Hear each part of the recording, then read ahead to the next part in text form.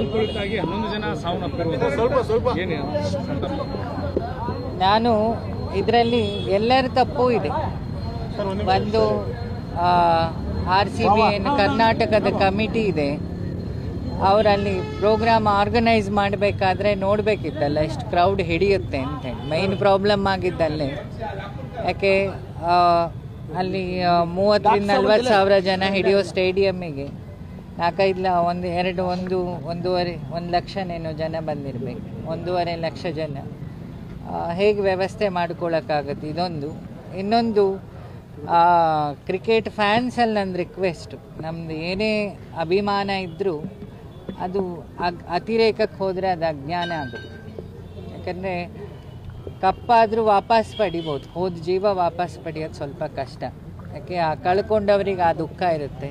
ನಮಗೆ ನ್ಯೂಸಲ್ಲಿ ನೋಡ್ಬೋದು, ಬಿಟ್ಟರೆ ಕಳ್ಕೊಂಡವ್ರ ಶೋಕ ಇರುತ್ತಲ್ಲ, ಶೋಕದಲ್ಲಿ ದೊಡ್ಡ ಶೋಕ ಪುತ್ರ ಶೋಕ, ಮಕ್ಕಳನ್ನು ಕಳ್ಕೊಂಡ ಶೋಕ.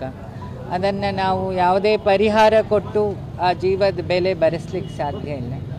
ಹಾಗಾಗಿ ನನ್ನ ರಿಕ್ವೆಸ್ಟ್ ಇಷ್ಟೇ, ಒಂದಿಷ್ಟು ನಮ್ಮ ಅಭಿಮಾನದಲ್ಲಿ ಮೆಚ್ಯೂರಿಟಿಯನ್ನು ಬೆಳೆಸ್ಕೊಳ್ಳೋ ಕೆಲಸ ಯೂತ್ಸ್ ಮಾಡಬೇಕು. ಇದೊಂದೇ ಪರ್ಮನೆಂಟ್ ಸೊಲ್ಯೂಷನ್. ಯಾಕಂದರೆ ನಮ್ಮ ಅಭಿಮಾನ ಅವಿವೇಕ ಆಗಬಾರ್ದು ಅಂತ ನನ್ನೊಂದು ರಿಕ್ವೆಸ್ಟ್. ಈ ಒಂದು ವಿಚಾರದಲ್ಲಿ ರಾಜಕೀಯ ಮಾಡಲಾಗ್ತಿದೆ ಅನ್ನೋ ಆರೋಪ ಕೂಡ ಸರ್ಕಾರ ಮಾಡ್ತಾರೆ. ಅದು ರಾಜಕಾರಣ ಮಾಡೋರನ್ನು ಕೇಳ್ಕೊಳ್ಬೇಕು, ಬಿಟ್ಟರೆ ನಾವು ನಾನು ನಂದು ಕತೆ ಹೇಳೋದು ಆ್ಯಸ್ ಎ ಪಬ್ಲಿಕ್, ಗುರುಗಳಾಗಂತೂ ಅಲ್ಲ.